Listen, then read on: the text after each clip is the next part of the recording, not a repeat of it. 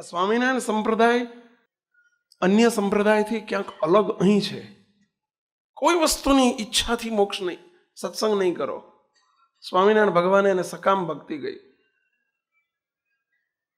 ભક્તિ કરવી, સત્સંગ કરવો તો કેવળ નિષ્કામ ભાવે, કેવળ જીવાત્માના મોક્ષને માટે કરવો.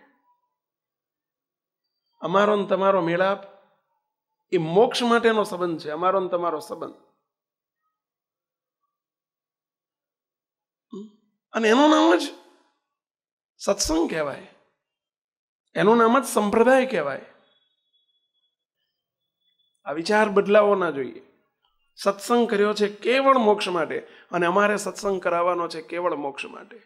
કોઈ બીજી અંદર ભાવના ના જોઈએ, કોઈ અંદર સ્વાર્થ ના જોઈએ.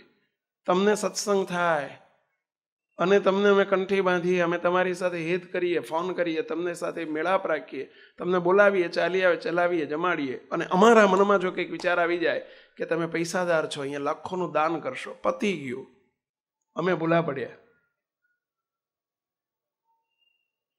એ બદલાઈ ગયો. તમારા લાખોના દાન તરફ અમારી નજર ના હોવી જોઈએ. અમારે તમારા જીવના મોક્ષ ઉપર નજર હોવી જોઈએ. દાન કરો છો એ પણ તમારે એ વિચાર સાથે કરવું જોઈએ, વાહવા માટે નહીં, પ્રશંસા માટે નહીં, હાર માટે નહીં, આપણા નામ માટે નહીં, માન માટે નહીં. કેવળ એક ભાવના હોવી જોઈએ કે હું આ જે કંઈ કરું છું એ મારી કોઈ વૃત્તિનું પોષણ ના થવું જોઈએ. મારું નામ બોલાય, મને માન સન્માન મળે, મારી તકતી લગાવાય, સકામ ભાવના થઈ ગઈ બધી. અરે મોક્ષ માટે આપણે જે કંઈ કરીએ છીએ, આ માળા કરીએ છીએ બીજાને દેખાડવા માટે નહીં, આપણે મહારાજને રાજી કરવા અને એના બદલામાં મોક્ષ માટે કરીએ છીએ. આ વિચાર તમારા પક્ષે પણ રાખજો, અને હું અમારા સંતોને પણ આ ટકોર કરું છું, તમને પણ ટકોર કરું છું. મુક્તો મોટે ભાગે સત્સંગનો માર્ગ બદલાઈ જતો હોય છે આ ભૂલને લીધે. સંતો પણ જે હેતુથી મોટા પુરુષે સંસ્થા સ્થાપી છે, અને એ હેતુ જો ન જળવાય તો સમયાંતરે વૃત્તિઓ બદલાઈ જાય, અને પછી માન સન્માન, માન પાન સન્માન, બીજું ત્રીજું જે કંઈ ફેસિલિટી તમને હરિભક્તોને જોઈએ બધી જ મંદિરોમાં મળે, પરંતુ મોક્ષની વાત ન મળે. અરે ભાઈ, આ હોટલ નથી, આ લોજ નથી. તમે રેસ્ટોરન્ટમાં જાઓ અથવા તો કોઈ ગેસ્ટ હાઉસમાં જાઓ તો કેટલી 5 સ્ટાર ને 3 સ્ટાર ને બધું સગવડો તમને બહુ સરસ ફેસિલિટી આપે, કારણ કે એમને એની પાછળ સ્વાર્થ છે. કયો સ્વાર્થ છે?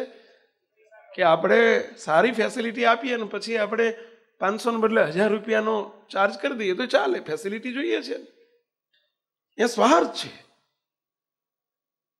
અને મંદિરોમાં પણ જો આવું જ થાય, સંસ્થાઓમાં પણ જો આવું જ થાય, અમે તમને માન સન્માન વખાણ બીજું ત્રીજું, અને એ જ જો અમારો ઈશક બદલાઈ જાય એવા હેતુથી નહીં, બસ તમે અહીંયા જોડાયેલા, ભગવાન સાથે જોડાયેલા રહો, અને એ સેવા કરવાથી તમારા જીવાત્માનું કેમ ભલું થાય.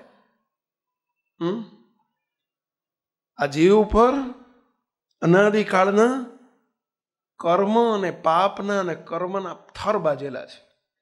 અનાદિકાળના જન્મો જન્મના જીવાત્મા ઉપર કરેલા કર્મો અને પાપનું થર બાજેલું છે.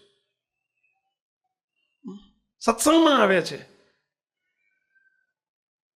હજુ એને નથી બહુ મોટા સંતોનો મોટો યોગ નથી, એને ઉપાસના નથી, કદાચ નિષ્ઠા શરૂઆતમાં તો એમ જ હોય, પરંતુ આ પ્રસાદી, આ સમયામાં પ્રસાદી, જમણવાર, એ બધું શાના માટે હોય છે? કે સંતોનો ભગવાનનો ઉદ્દેશ એ હોય. અમે અત્યારે સીધા મહારાજને જઈને એ જ પ્રાર્થના કરી, હે મહારાજા, પ્રસાદ જમે એ બધા એને અંદરથી ચોખ્ખા કરજો પ્રભુ, કે જેથી કરીને મુક્તો કપડાને ઇસ્ત્રી કરાવવા તમે આપો, ધોબીને ત્યાં પ્રેસ કરાવવા માટે આપો, કપડું ધોયેલું હોવું ફરજિયાત છે, પછી જ પ્રેસ થાય, બરાબર છે? મેલું કપડું હોય તો ધોબી પહેલા એને શું કરશે? એને ધોશે, અને ધોયા પછી જ પ્રેસ થાય, પછી જ ઇસ્ત્રી થાય. સીધી ઇસ્ત્રી ના થાય. ઇસ્ત્રી કરવા પહેલાનું પૂર્વ સ્ટેપ છે એને ધોવું.